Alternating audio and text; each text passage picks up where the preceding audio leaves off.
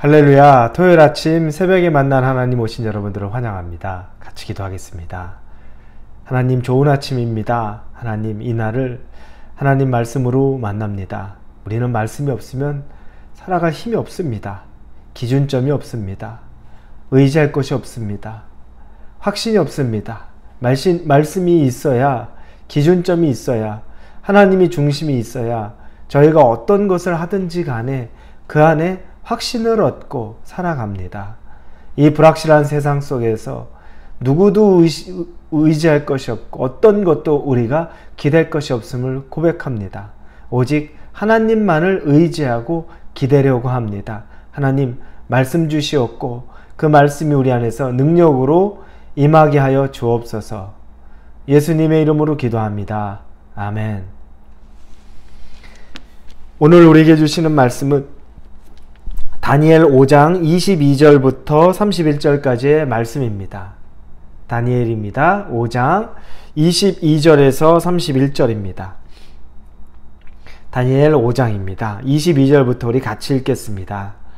벨사살이여, 왕은 그의 아들이 되어서 이것을 다 알고도 아직도 마음을 낮추지 아니하고 도리어 자신을 하늘의 주제보다 높이며 그의 성전 그릇을 왕 앞으로 가져다가 왕과 귀족들과 왕후들과 후궁들이 다 그것으로 술을 마시고 왕이 또 보지도 듣지도 알지도 못하는 금, 은, 구리, 쇠와 나무, 돌로 만든 신상들을 찬양하고 도리어 왕의 호흡을 주장하시고 왕의 모든 길을 작정하시는 하나님께는 영광을 돌리지 아니하신지라. 이러므로 그의 앞에서 이 손가락이 나와서 이 글을 기록하였나이다. 기록된 글자는 이것이니 곧 메네 데겔 우바르시니라. 그 글을 해석하건대 메네는 하나님이 이미 왕의 나라의 시대를 세어서 그것을 끝나게 하셨다 하며, 데겔은 왕을 저울에 달아보니 부족함이 보였다 하며, 베레스는 왕의 나라가 나뉘어서 메대와 바사 사람에게 준바되었다 함이니이다 하니, 이에 벨사살이 명하여 그들이 다니엘에게 자주색 옷을 입히게 하여 금사슬을 그의 목에 걸어주고 그를 위하여 조서를 내려 나라의 셋째 통치자로 삼으니라. 그날 밤에 갈대아 왕 벨사살이 죽임을 당하였고 메대 사람 다리오가 나라를 얻었는데 그때 다리오는 62세였더라. 아멘. 우리는 어제 이 벨사살 왕을 통해서 인간이 어떤 존재인지를 압니다. 인간은 굉장히 교만하고 그렇지만 또 인간은 아주 연약한 존재라는 걸 압니다. 하나님 앞에 대항할 듯이 하나님을 내 수하에 두는 것처럼 그렇게 하나님을 우습게 알고 하나님 없는 것처럼 여기며 교만한데, 정작 하나님이 당신의 모습을 조금이라도 보여주고 나타내면 두려움 속에서, 번민 속에서, 염려 속에서 감당하지 못한 그런 삶이 있다는 것을 보게 됩니다. 인간의 모습입니다. 연약하고도 그러나 아주 교만한 것이 인간입니다. 그러면 하나님은 어떤 분이신가요? 이 인간 앞에 계신 하나님은 어떤 분인가? 오늘은 본문을 통해 그걸 보려고 합니다. 첫째, 하나님은 지금도 살아계셔서 우리와 함께 계시기 때문에 우리의 삶을 바라보고 계시는 분이라는 겁니다. 여러분, 하나님이 형상으로, 형태로 내 눈에 보이지 않는다고 해서 그분이 없는 것은 아닙니다. 우리는 눈에 보이지 않으면 없다고 생각하죠. 마음 편하게 그렇게 생각합니다. 그러나 하나님은 내 눈에 보이지 않는다고 해서 없는 분이 아닙니다. 그분은 반드시 실존하고 존재하고 우리의 호흡까지도, 우리의 숨소리까지도 다 듣고 보고 계시는 분이십니다. 여러분, 하나님은 이 벨사살이 그 앞에서, 하나님 앞에서 교만하여 1000명이나 되는 귀족 후궁들, 사람들을 초청해서 술 잔치를 베풀 때 예루살렘 성전에서 가져온 그 성물에 술잔을 삼아서 술을 마실 때 하나님이 그걸 보고 즉시 내려오셨죠. 하나님은 지금도 우리의 삶을 바라보고 계신다는 겁니다. 여러분의 삶을 하나님은 보고 계십니다. 그러면 우리가 생각을 해보면 하나님이 나를 바라보고 계신다 그러면 기쁠 때가 있을 것이고, 반면에 하나님이 나를 바라본다 그러면 흠칫 놀랄 때가 있을 겁니다. 그건 나만이 아는 거죠. 사람에게는 포장되어 있고 사람은 속일 수 있지만 하나님은 포장되게 나를 드러낼 수도 없고 숨길 수도 없는 분입니다. 여러분, 하나님 앞에 어떻게 서 계십니까? 여러분이 여러분 자신을 한번 잘 점검해 보십시오. 하나님이 나를 바라보시는 것이 기대가 되고 기쁜지, 아니면 하나님이 나를 바라보시는 것이 너무너무 부담스럽고 숨고 싶은 마음인지, 그러면 거기서 우리가 어떻게 지금 살고 있는지를 아마 짐작할 수 있을 것입니다. 두 번째는 하나님은 바라만 보고 계시지 않습니다. 그러다 어느 순간 자신을 드러내십니다. 벨사살 왕에게 하나님이 바라보고 계시다가 당신이 손가락 글자로 나타나셨습니다.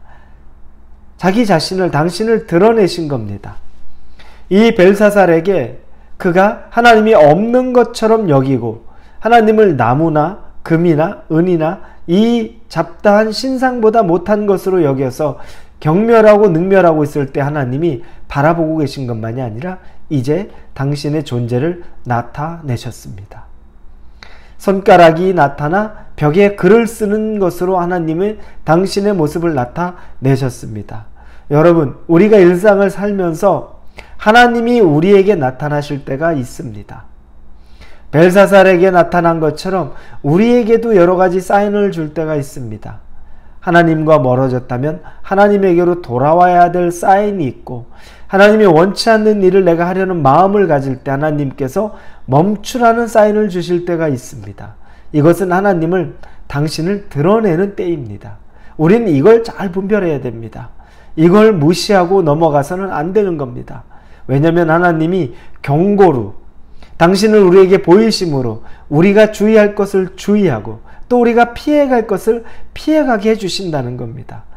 감사함으로 우리는 이것들에 대한 증거로 삼고 하나님의 존재, 나타나심으로 여기고 민감하게 바라볼 줄 알아야 되는 겁니다.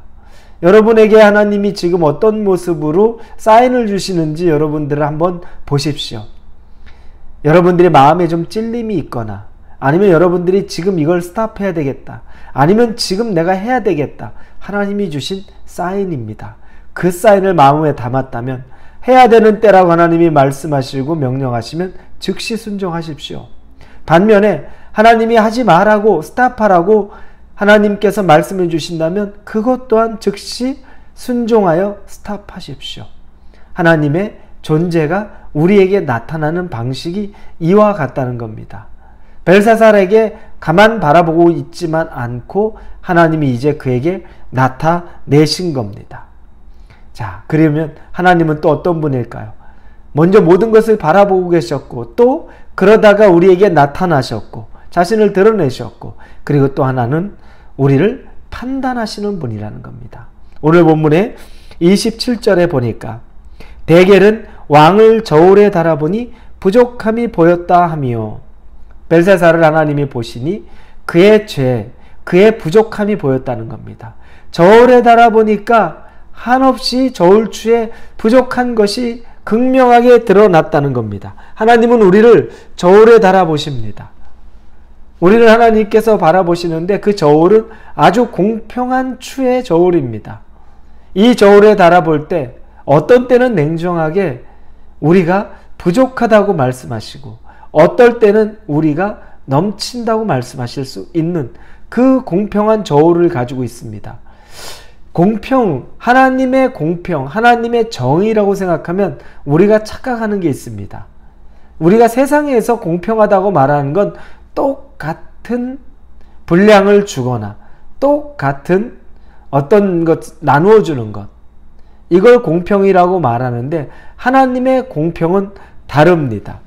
하나님은 우리가에게 똑같은 기준으로 나누어 주는 것, 그것이 아니라 적게 주었는데 그 적게 준 것 가운데서도 우리가 무엇을 했는지, 많이 주었다면 많이 준 것으로 무엇을 했는지, 하나님의 저울추에 달아보는 것이 공평입니다.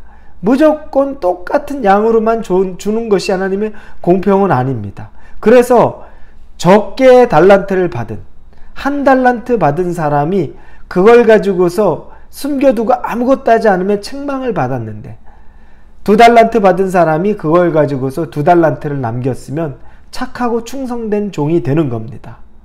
우리에게 맡겨진 그것 자체, 하나님이 우리에게 주신 것, 나에게 왜 조금 주셨기 때문에 공평하지 않다가 아니라 적게 주셨어도 거기에 맞게 하기만 한다면 되는 겁니다. 많이 주셨다면 많이 해야 될 것이 우리에게 있는 것뿐입니다. 여러분, 하나님은 판단하시는 분입니다. 그분의 공평의 추는 공평해서 우리가 어떻게 그분의 삶을 사는지를 하나님께서 바라보신다는 겁니다. 여러분은 하나님 앞에 우리를 지켜보고 바라보고 계시고, 그리고 때가 되면 우리에게 당신을 드러내시고, 그리고 마지막으로 우리를 판단하시는 하나님 앞에 여러분은 어떤 사람이 되기를 원하십니까? 여러분은 하나님 앞에 설 때 두렵고 떨리는 마음으로 서지만 마음 한켠에는 기대하고 기쁜 마음으로 설 수 있을 만큼 하나님 앞에 열심과 순종과 최선이 있는 삶을 살 수 있기를, 오늘 하루 그렇게 사시기를 예수님의 이름으로 축원합니다. 기도합니다. 하나님이 어떤 분인지를 보게 됩니다. 하나님은 모든 것을 바라보고 계시고, 그리고 때가 되면 하나님은 당신을 드러내시고, 그리고 우리를 철저하게 판단하실 수 있는 분이라는 걸 알게 되었습니다. 벨사살은 그날 밤 죽었습니다. 그 경고, 하나님의 경고가 임했는데 추에 달아보니, 저울에 달아보니 그가 부족했던 것이 보였습니다. 두렵고 떨리는 마음으로 오늘 하루를 보냅니다.